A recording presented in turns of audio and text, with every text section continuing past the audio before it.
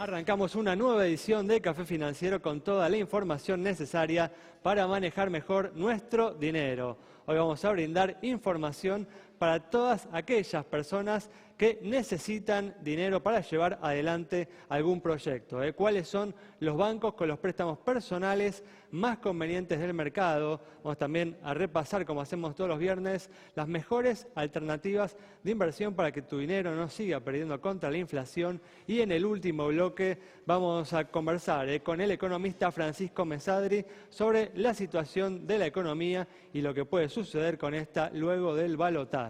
Quédate con nosotros. Tras la siguiente pausa vamos a regresar con todos estos temas y vamos a responder, como siempre, a todas tus inquietudes.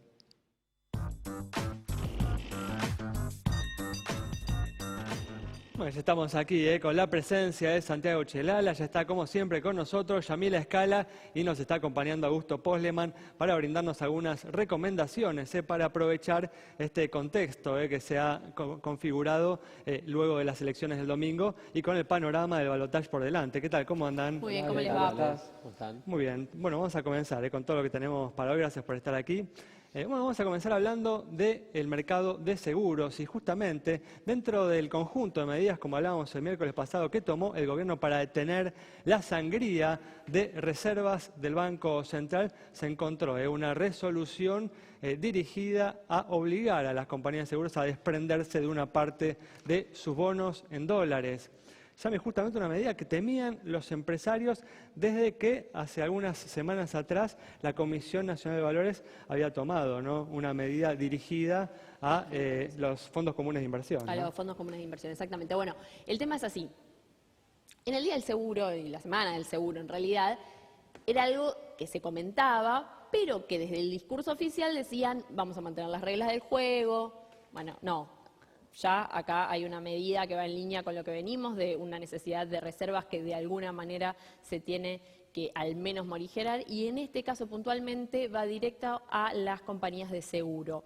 Como, bueno, los bonos que tienen en dólares y todos aquellos instrumentos que ellos invierten en el mercado en esta divisa se van a tener que ajustar a la cantidad de dinero que ellos manejen. A ver, que ellos manejen en dólares. ¿Qué quiero decir? El punto es, las primas se pagan en pesos. Los siniestros se pagan en pesos. Bueno, si eso se hace en pesos, van a tener que invertir en pesos. Lo que inviertan en dólares va a tener que estar ajustado a lo que trabajen en dólares. Entonces, ¿a quién afecta esto? Hablamos con distintas compañías. Las más chicas, que tienen pocas inversiones, no tienen tanta historia. Las más grandes tienen contratos, reaseguros en dólares. Las del medio, ¿sí?, que utilizan y que a lo largo de los últimos meses, con toda la cuestión del dólar, han optado por los bonos en dólares, ya son los que más discontentos están. En un escenario un poco particular. ¿Y por qué? Porque parece que en este momento hay dos Argentinas distintas, ¿sí? Por un lado estamos hablando de un balotaje y por otro lado se están tomando medidas de último momento que van afectando a distintos sectores de la economía, y acá me vas a ayudar vos, Augusto, con cómo afecta esto la cotización de los títulos, algo que se dio a lo largo de toda la semana, que estuvimos viendo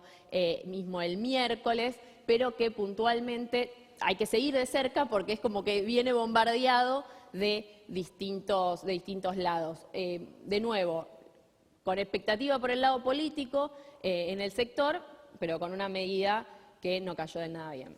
Sí, como decíamos el miércoles, el gobierno necesita detener la sangría de reservas del Banco Central y está tomando las medidas que considera que tienen menor costo político de cara al balotaje. Como decía Yamila, una vez más se toma una medida que cambia las reglas de juego de una actividad para servir a los intereses políticos inmediatos y no justamente para mejorar el funcionamiento de esa actividad. Sí, y con un reclamo puntualmente de lo que tiene que ver con el inciso K, porque si tienen que invertir en actividades más productivas, bueno, piden seguridad, piden liquidez y piden opciones, ¿sí?, que por ahora no encuentra de todo el mercado. Definitivamente. Bueno, vamos a cambiar de tema y ahora vamos a brindar información para todas aquellas personas que están necesitando dinero para llevar adelante algún proyecto. ¿Cuáles son los bancos con los préstamos personales más convenientes del mercado? Así es, Alex. Primero recordar que, bueno, en los últimos días ha subido la tasa de interés de referencia y entonces préstamos personales que todavía están en la tasa de interés previa a esta suba podría ser un gran negocio si todavía uno espera que la tasa de interés suba incluso más. Aquel que está por sacar un préstamo quizás sea un buen momento antes de las elecciones que esperar por ahí algunas semanas después de las elecciones donde pueda aparecer alguna sorpresa en el mercado financiero. Vemos cuáles son las tasas que cobran los principales bancos, en este caso lo que vemos son el costo por cada 1.000 pesos de préstamo de interés. Fíjense, 103 Nación, 105 Provincias, 107 Ciudad, Credicop y Macro. En las 4 últimas opciones estamos hablando de tasa variable, siempre a 12 meses y 1.000 pesos de costo. ICBC 108, hipotecarios estamos en tasa fija 109, con 111 el Banco Galicia del Santander y 102 entonces por cada 1.000 pesos que uno pide de préstamo personal estaba el Banco Francés, en este caso el último de la lista. Tasas más bajas, las cuotas más bajas por cada 1.000 pesos, Provincia 36, 38 Nación, Credicop 41, con 42 el Ciudad y con 44 el Banco Macro. Estas son las tasas las cuotas más bajas que uno pide dependiendo siempre el plazo del préstamo.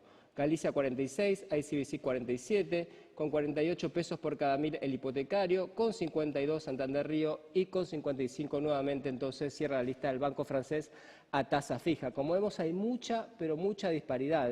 En este caso también tenemos a los bancos públicos como Nación, Ciudad y el cooperativo Credicop muy por debajo de lo que son todavía algunos bancos privados. Si uno es cliente de hace mucho tiempo y cobra el sueldo en un banco privado, también puede acercarse a su ejecutivo de cuenta y seguramente puede conseguir algunos descuentos, algunos puntos menos de préstamo respecto a las tasas de interés que veíamos acá que eran de referencia.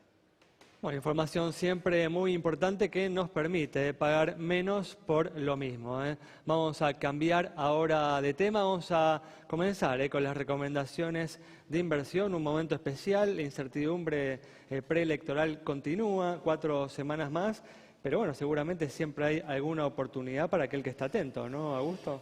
Sí, ahí como Vamos a todo. ver qué quedó, ¿no? Después de las subas que hubo en esta última semana. Esta semana fue una semana de fuertes subas en general. Nosotros pensamos que, digamos, si la tendencia es hacia una normalización de las variables económicas, pareciera ser que todavía quedan cosas baratas en Argentina.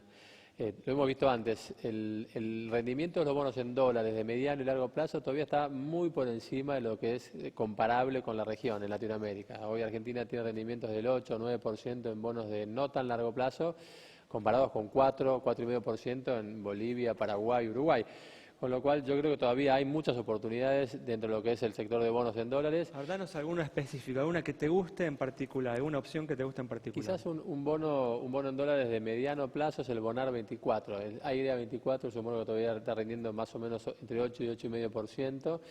Y la verdad que ese rendimiento es altísimo comparado con cualquier otro bono de la región. Y tiene mucha liquidez, son bonos exentos de impuestos. La verdad no hay mucho que pensar para quien quiere estar dolarizado y tener una buena tasa de interés. Desde ya que se va a ganar mucho más plata si uno tiene por delante un escenario positivo en las acciones. Ahí hay mayor volatilidad, mayor riesgo, pero si el escenario que uno apuesta se da y las ganancias pueden ser mucho mayores. Bueno, ¿no? Si tenemos tiempo, en el próximo bloque me das un par de acciones justamente para aquel que quiere atreverse un poco más. Okay. Pero ahora vamos a cerrar el bloque, quédate con nosotros en instantes, estamos de regreso.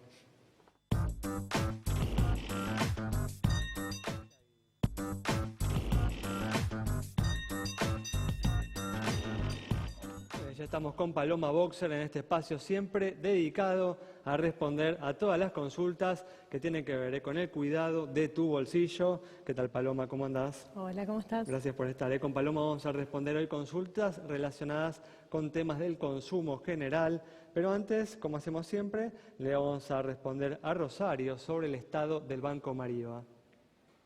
Para Rosario, entonces vemos los números de Mariva. En este caso tiene un patrimonio de 266 millones de pesos, depósitos por 1.525 millones y aunque tiene resultados negativos de 2 millones de pesos, tiene buenos indicadores de solvencia y liquidez en línea con el promedio del mercado, así que asignamos también cara sonriente para el Banco Mariva. Bueno, comenzamos rápidamente a responder consultas. Por ejemplo, la de Juan Pablo, que nos cuenta que hace un par de años compró un automóvil en forma financiada. En el momento tuvo que elegir uno de los seguros que le ofreció la concesionaria. Resulta, nos explica, que ahora que terminó de pagar el préstamo y averiguó por el seguro, por la misma póliza de la misma aseguradora le sale 500 pesos menos. Esto le parece sumamente irregular, ¿no? Naturalmente. Quiere saber si hay algo que pueda hacer para recuperar todo lo que pagó de más por el seguro o al menos para que sancionen a la concesionaria por esta práctica. Bueno, acá es que por un plan de ahorro o por cualquier otro tipo de contratación se nos obliga a celebrar un contrato de seguros, estamos en presencia de lo que se conoce como contrato conexo. Ahora sí, lo que es importante en estos casos es que no solo se debe dar diferentes opciones al consumidor de aseguradoras, sino que se debe respetar el precio de mercado de las mismas. Esto es así según el artículo 37 de la Ley de Defensa del Consumidor, que regula las prácticas abusivas.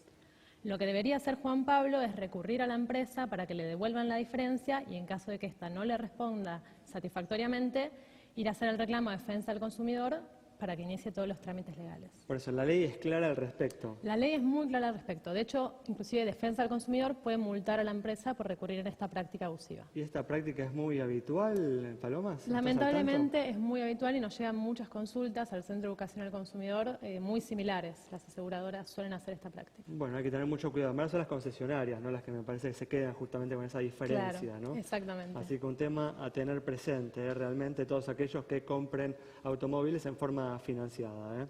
Bueno, muy bien, vamos a seguir ahora con la consulta de Ana, que nos dice que una empresa le reclamaba el pago de la renovación de una tarjeta de crédito a pesar de que la había dado de baja, fue a defensa del consumidor, intervinieron y la empresa aceptó enviarle una carta deslindando la deuda y dando de baja la tarjeta con saldo cero. Sin embargo, nos dice Ana, ahora se enteró que está en veraz por esa deuda. Nos pregunta qué debe hacer para que la saquen de ahí, cómo puede suceder esto, no está obviamente indignada. Claro, por supuesto.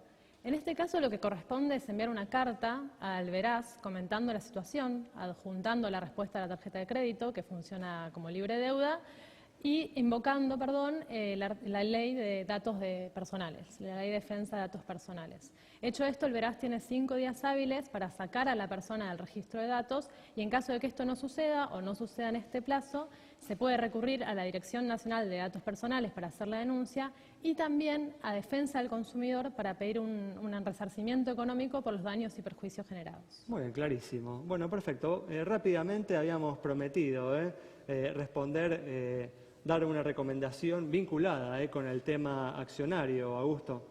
Así es, Alejandro, y para ver una recomendación para alguien que se anime un poquito más a tomar un poquito más de riesgos en el mercado argentino, están las acciones. Dentro de las acciones yo vería básicamente 2 sectores, el energético y el sector bancario. Para quien quiera apostar al sector bancario, la acción más recomendada es la acción del Banco Galicia, que tiene la mayor liquidez y quizás el mayor potencial. Y dentro del sector energético estamos recomendando a Pampa Energía, que es una de las compañías quizás también más retrasadas y con un potencial enorme en vistas de una recuperación quizás de las tarifas y del sector en general, ¿no? El sector energético que es hoy en Argentina uno de los que más retraso tienen. Opciones para tener en cuenta en este escenario electoral. Vamos a cerrar, como hacemos siempre, este bloque respondiendo a una última consulta sobre la situación de una compañía de seguros. María Luz, que nos consultó sobre Mercantil Andina, esta empresa presenta estos indicadores. Arrancamos con un activo de 2.477 millones de pesos, un pasivo 2.216 millones, patrimonio 260 millones de pesos e informa un resultado positivo de 94 millones de pesos, primas 2.620 millones e informa 2.270 juicios. Con indicadores que se condicen con los del promedio del mercado es que le otorgamos la luz verde de nuestro semáforo. Y recuerden, como siempre, @Café Financiero, ahí está. En Twitter, en Facebook también nos encuentran como Café Financiero, nos escriben y les respondemos. Bueno, cerramos así el bloque. Quédate con nosotros. Al regreso vamos a estar dialogando con el economista Francisco Mesadri.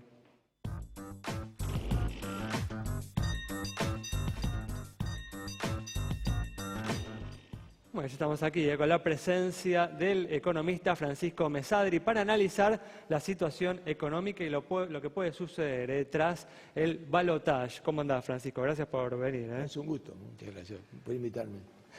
Bueno, justamente, ¿qué es lo que estás esperando, ¿no? En materia económica en estas semanas que quedan justamente hasta el balotaje?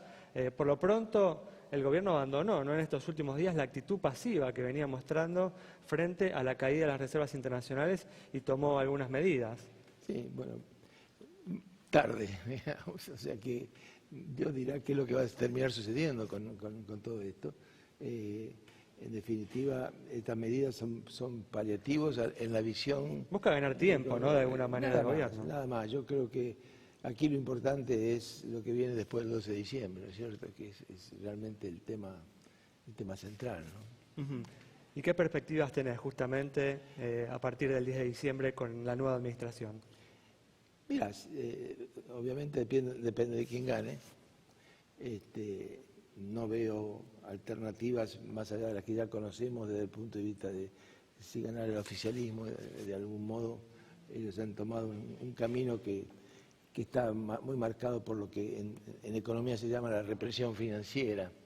Cuando hay represión financiera ¿viste? Es lo que está pasando ahora. De algún modo hay una macroeconomía que no funciona, que hace agua por el lado financiero, y entonces es como alguien que está sobre un bote y ya no le alcanzan los dedos para topar las filtraciones que hay. ¿Igual crees que continuarían con este modelo económico? Yo creo que no han dado muchas señales de cómo harían algo distinto, porque a todos les ponen condicionamientos muy fuertes, ¿no es cierto? Entonces hay que ver los tiempos en que se harían las cosas, y los tiempos en Argentina no son generosos, digamos, en cuanto a la necesidad de actuar con efectividad. Ahora, si la cosa fuera por un lado distinto, digamos, que hoy en día lo encabeza Macri y demás, más allá de Macri, digamos, yo creo que Argentina tiene la opción de seguir en algo que no ha sido solo propio de este último gobierno. Este último gobierno ha llegado a una exageración fatal, que es la represión financiera, y lo que sería vivir en un sistema sin represión financiera, lo cual no quiere decir vivir en un sistema sin regulación financiera. Pero yo les voy a poner un ejemplo que a lo mejor a ustedes les interesa. Pero en definitiva, si uno a cualquier grupo, gente, pareja por casarse, uno diría, ¿qué preferís? Alquilar a 7.000 pesos por mes, a 6.000, lo que fuera, lo que pueda, o más o menos tener un préstamo que te permita comprarte tu casa con el equivalente a 1/3 del sueldo de los dos. ¿Qué sería lo interesante, digamos? Lo último. Y eso solo se consigue en un régimen, en un sistema donde no hay represión financiera. ¿Qué quiero decir? Es un régimen donde la actividad económica, de algún modo, no está restringida por conceptos de tipo financiero que te van ahogando el sistema. Argentina, por ejemplo, la monetización de Argentina es muy baja, ¿no? 14, 15%, cuando los países que avanzan bien y donde este régimen que te digo funciona así, son regímenes donde la monetización son del 80, 90%. Entonces hay una gran fluidez financiera, hay mucho rigor acerca de la calidad que tiene que tener el sistema financiero, o sea, hay regulaciones, pero hay todo un conjunto de cosas que hacen que la economía pueda... Déjame hacerte una pregunta al respecto, ¿no? Porque justamente en los 90 hubo una liberación, ¿no?, del sistema financiero, hubo una fluidez de crédito, un aumento muy importante de crédito, un acceso justamente de sectores de la población al crédito, pero al mismo tiempo eso tuvo una contrapartida, un costo muy importante, ¿no? Siempre hay que tener una buena economía. Es decir, de esto uno no se salva. Yo no estoy poniendo, como ustedes están hablando mucho de los aspectos financieros. Pero además justo mucho se habla en estos días, ¿no?, de plantear esa disyuntiva, ¿no?, de que Macri podría representar un regreso a la década del 90, ¿no?, a las prácticas económicas del 90. ¿no? Yo creo que hay que regresar a las prácticas de una economía sana. Una economía sana no es una economía que vive en déficit, no es una economía que vive en una situación donde hay rigideces que impiden la movilización de los recursos, como está sucediendo acá. Es una economía que se vincula con el exterior de un modo muy fluido, que no es lo que tenemos ahora. Entonces, la consistencia macro es algo que uno no puede asignar a un determinado régimen. Hubo un momento de los 90 que eso pasó, y hubo un momento de los 90 en que eso se descarriló, ¿no es cierto? Y hubo muchos momentos en la Argentina en que hemos estado viviendo con bastantes problemas en cuanto a la concepción de lo que es una macroeconomía bien manejada. Ahora, Francisco, en esto que vos decís una economía sana, ¿no? ¿Pensás que para tener una economía sana en la Argentina es necesario, qué cosa? Por ejemplo, aumentar las tarifas, es necesario devaluar la moneda, es necesario bajar la inflación, ¿de qué manera? Bueno, vos me estás mencionando decir cómo empezamos a caminar hacia una economía sana, porque eso no va a ser... Pero ciertamente hay que empezar por corregir errores, ¿no es cierto? Aquí los errores, de algún modo, tienen un comienzo por el lado de la vinculación de Argentina con el mundo, de algún modo, porque, bueno, esto es como una situación de cualquier familia, digamos. Yo quiero emprender un proyecto, no tengo recursos, no tengo a quién pedirle prestado y no tengo ahorros. ¿Te estás refiriendo al conflicto con los acreedores de la Argentina? Hay que arreglar el conflicto con los acreedores, hay que empezar a generar... Es decir, la Argentina va a necesitar el año que viene, son alrededor de, ¿cuánto? 27, 28 mil millones de dólares de financiamiento. No es, y no los tiene hoy en día. Son todas las reservas, por ejemplo. Es más de que las reservas, porque las reservas realmente de libre disponibilidad hoy deben estar en los 4 mil millones, si vos quitas los yuans y todo ese tipo de cosas. Entonces, hay que preparar la economía a enfrentar una necesidad de financiamiento que permitan al sistema productivo funcionar bien y generar a su vez empleo. Entonces, y en ese camino ves mejor preparado al equipo de Daniel Scioli o al equipo de Mauricio Macri? Por lo que se sabe de ellos, que no se sabe mucho, pero por lo que sí se sabe y por la orientación de los personajes, yo creo que el equipo de Macri está mejor orientado. Ahora, fíjate lo que le sucedió a Blecher dentro del equipo de Scioli, que por el solo hecho de decir un poco lo que yo le acabo de decir, de que hay que ordenar la relación con el exterior, fue sacado de circulación y a lo mejor se le prometió una embajada a Inglaterra, pero nada más. Es decir, en definitiva, va a haber que trabajar bien en materia de vinculaciones con el exterior, lo cual no significa generar una devaluación bruta. La devaluación ocurrirá y tendrá efectos en la medida que se manejen bien otros aspectos de la economía. Los subsidios van a tener que moverse. Se ha creado yo ando bastante en el tema de la energía y yo creo que hay margen para arreglar los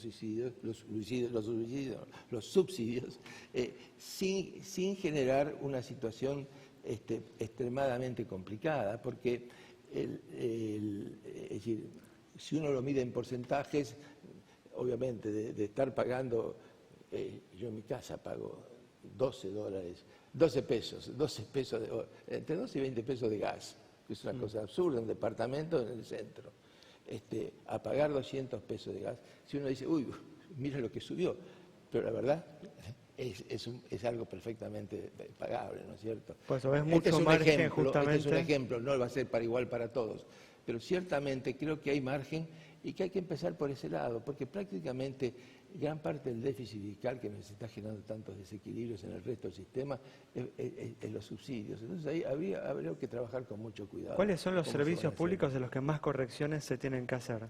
Fundamentalmente es gas, es electricidad y es transporte. ¿En electricidad el ajuste es más importante que en gas? En electricidad los precios están más retrasados. ¿Por qué? Porque se hizo una serie de diferenciaciones entre distintas tarifas que es muy complicado llevarlas a una uniformidad. Pero se puede ir haciendo y se puede trabajar con los sectores que tienen problemas. Ya hay ejemplos para eso, de darle subsidio personalizadamente. Muchas gracias, Francisco. Ha sido un gusto. Nos vamos entonces con el análisis de Francisco Mesadri sobre la situación de la economía y sobre algunas de las cosas que puede comenzar a hacer el próximo gobierno para enfrentar los importantes problemas que presenta la economía argentina. Nos reencontramos el próximo miércoles a las 20:30 aquí en Metro.